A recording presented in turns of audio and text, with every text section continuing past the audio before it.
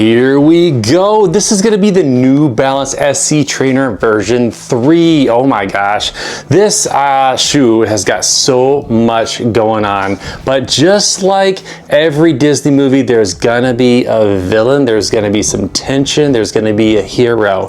And whenever all these things combine, it makes the perfect story. And that's what's going on, I believe, in this shoe right here. All right, I'll explain as we go. I got some new measuring devices. I've got some new stuff here in the shoe lab. We'll call it the shoe lab, and we're gonna get into it right now. So the full review for the SC Trainer version 3, we got the nice laces at the very top, and they have a little bit of stretch to them, and they do have a little bit of a pillowy softness to them. All right, that's really, really pleasant. Lot of eyelets here on the top of the upper here, and they've all got these plasticky, you know, almost very durable feeling reinforcement pieces going on all along the top of the shoe. There is the option for the runner's loop, which I actually didn't do on this shoe because I felt like the lockdown was really, really good. It was not a problem at all. And then of course, moving into the tongue of this shoe is definitely a highlight, guys. It is nice, it is stretchy, it is very nice against the front of my foot as it's moving along through the gait cycle, and I didn't feel any kind of bunching or scrunching for this fully gusseted tongue there on the lateral and medial sides of the shoe. Again, there's quite a bit of ventilation. I felt that as we were going for a run in the shoe. Even in some of these hot temperatures, it really felt comfortable on the foot. Again, a lot of padding all through the tongue, not just the top, but all throughout the tongue. It doesn't protrude too far medially or laterally on the shoe, but it does not have any tendency to go migrating, if you know what I mean. Alrighty, and then taking a look inside the heel collar. Yes, the heel collar of this shoe is just so nice. It's plush, it's very luxurious feeling, but it's not to the point of being so squishy and so over the top plush that it's one of these like a more V5 or anything like that. Still has that performance feel, but there's absolutely no heel slippage going on whatsoever in this shoe. The little pocket here for where your heel bone or calcaneus does go in is fairly substantial. It's fairly deep, and it's got some padding almost all the way down to where the insert of the shoe is. But just above that, there's quite a bit of padding that flares out and goes around that heel bone, which is quite nice. And then not only around that heel bone, but it moves its way medially and laterally across the base of the heel, that hind foot, and around and all the way up just as it touches just below your ankle bones. So I feel like New Balance has done a really good job with the padding around the hind foot, that back third part of your foot, all the way up through the ankle. And so it just feels like this nice seamless package going on that works its way down into the middle of the shoe, which again, you've got this gusseted tongue that works very well with some of the inlays that we're seeing inside the shoe. Now it's probably difficult to see it on camera, but there is, you can see it here, it's that green, that cyber jade, whatever the color is. You can't really see it from the outside of the upper, but you can definitely see it on the inside. And it works in conjunction with the lacing, the eyelet chain, the upper, the stretchiness of the fabric of this Phantom Fit fabric as it goes down into the midsole. And what it does is when you lace up the shoe and really pull it on, you can definitely feel like this hugging and snugging, but not too much, going on all around the foot, not just in one particular spot, but the weight of, or sorry, the pressure is actually evenly distributed. It pulls up from underneath on the arch to the sides and then downward, to the point that, you know, it was lockdown is not an issue. You're not going anywhere in this shoe, man. It is locked and loaded, but it almost felt too much in a way. So I feel like, you know, we can almost back off on some of that really wrenching and scritching. And you notice I didn't do the runner's loop again because you know, the shoe just felt like great. There was no sliding whatsoever, to the point that it was almost a little too tight on the lockdown. Moving into the toe box of the shoe up front here, this is where I had a little bit of an issue, and it kind of goes back to what I was saying in the beginning of the video, that this shoe has a wonderful hero story going on, but there can be some villains kind of lurking behind some corners if you're not careful, if you're not, you know, using the force and focusing. All right. a lot of Disney references going on down here. That where that big toe lies in the shoe, right here on the upper, you know, it does have a tendency to want to migrate. My big toe did, and anytime it would kind of deviate off to the side here, I would feel that pressure, that pushback, to the point that it was kind of noticeable more often than some of these other shoes that I can just, you know, set it and forget it, which, you know, it's not to the point that it was uncomfortable, but again, it was noticeable that, oh, there's pressure there. Oh, there's pressure here. You know, that I really had to like concentrate and focus on, you know, for me, I'm a midfoot striker and I tend to supinate quite a bit, you know, where my foot was landing and how I was rolling through. You know, it's in the name of the shoe. It's a trainer. So you know, given that this shoe is designed to assist you in getting peak performance and really, you know, being a mentor type shoe, I'm not gonna knock it. You know, it really makes you want to be landing on the midfoot right here where the guts of the shoe is, and we'll talk about the midsole and stuff here in a minute. But again, the shoe really comes alive if you can maintain your focus and maintain your consistent pace and maintain your consistent strike pattern. Otherwise, you're gonna get a little feedback. You're gonna get a little present, you know, for me on the big toe, of, hey, buddy, you need to, you know, straighten up there. Anyways, so that was my little rant on that. That was just noticeable and whatnot. So the ventilation of the shoe is not a problem at all. I mean, you might be able to see my fingers through there. I don't know. But there's so much ventilation. Airflow is not an issue with the shoe at all. This Phantom Fit upper, I'm digging it, you know. It's not super luxurious feeling on the inside, but it works really well in conjunction with the lockdown of the shoe. You know, that there was no movement of the foot whatsoever. So once the shoe was on and it was there, it was not going anywhere. So there really wasn't an opportunity, for good reason, for that upper to be sliding across any of the skin of my foot. And before we move on, I forgot to mention that there is, you know, this nice little piece of the heel here. There's none of that flare. There's none of that pull tab business. And it is, you know, not the most stiff, the heel bevel here, but it does have some rigidity. And it just, you know, adds to the structure of the shoe overall. So let's take a look at the insert of the shoe of the New Balance SC Trainer Super Comp. SC means Super Comp, by the way. Insert, and look, there is all kinds of ventilation going on of the insert here, and it is a fairly nicely sculpted insert that is not super duper thick. It didn't feel like a very thick and plush and nice in a way. Again, I think just kind of goes into that trainer verbiage of what this shoe is trying to accomplish, and that is keeping you alive and awake and into the moment, so you're not, you know, just off in la la land, which, you know, honestly sometimes want to be there. But with this shoe, I don't think that's going to be a thing. Looking inside, quite the nice construction. New Balance, you know, I really don't have to go looking for things, because I rarely ever, you know, find issues. I mean, just moving my hands around in here, where the big toe goes, where the fifth toe, the small toe goes. And there is actually a little bit of what do you want to call it? A tacky material.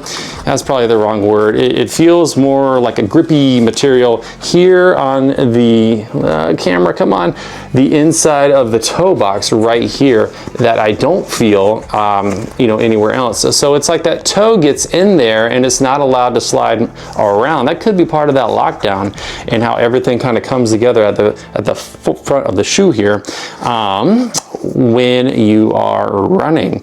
What which, you know, that's nice because you're not having a ton of play. You're not having a ton of movement of your feet in here, you know, because you would think that a lot of motion can create hot spots, can create blisters, can create heat. Well, there ain't none of that going on in the SC trainer. So thinking, New Balance, you guys are always thinking. And oh, by the way, I do have the New Balance SC Trainer version 2, and we can do a comparison video for this one and that one later on. But right now we are focusing entirely on this shoe. Fun fact, this is the fuel cell compound. It sounds like it's a new compound specific for this shoe, and man, it is a fun one. And I got some cool stuff. Here is a durometer, and what does this do? This tests the hardness, the squishiness of materials. Well, we got 0 here, and let's try something hard. Here's the watch. What does it say? Ooh, 87. That's really, really hard. All right, we're gonna let it 0 because I want to be testing midsoles down here. I want to check out the squishiness and not just, you know, sticking my fingers in there, but actually getting some decent numbers. All right, so taking a look at this fuel cell, I believe that this little piece here is a little bit harder, and that this bottom, this majority of the midsole, is a little bit squishier. So let's actually test the top as your forefoot comes along, and there it is, 19. Okay, and now we're going to come down and try the piece underneath it, 24. So the higher the number, the harder the material. Okay, that's what's going on here. And just for giggles, we have this cool looking Star Wars silver going on here. What's that all about? What's going on there? 14. What? Hang on. Nah, that's 23. So a little bit. So you got soft, hard, harder going on in the center there. Interesting. So interesting. So that is something interesting going on the SC Trainer version 3, is that you have 3 layers of hardness of durometer. We'll figure out a word for it soon. Anyways, going on, and it just feels the material, the foam, it feels quite peppy and energetic and bouncy, but you got this thing in here. You got this energy arc going on, and it is a carbon fiber material. Like, woo, look at that. Look how bendy that is. I gotta do it. Hang on.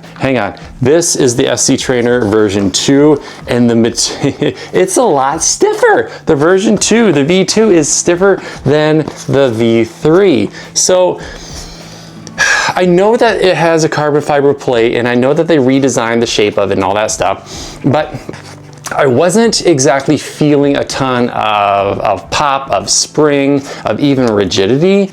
You know, it felt like a rigid, non-plated shoe, even though it's there. It just, I didn't really, it didn't sing to me.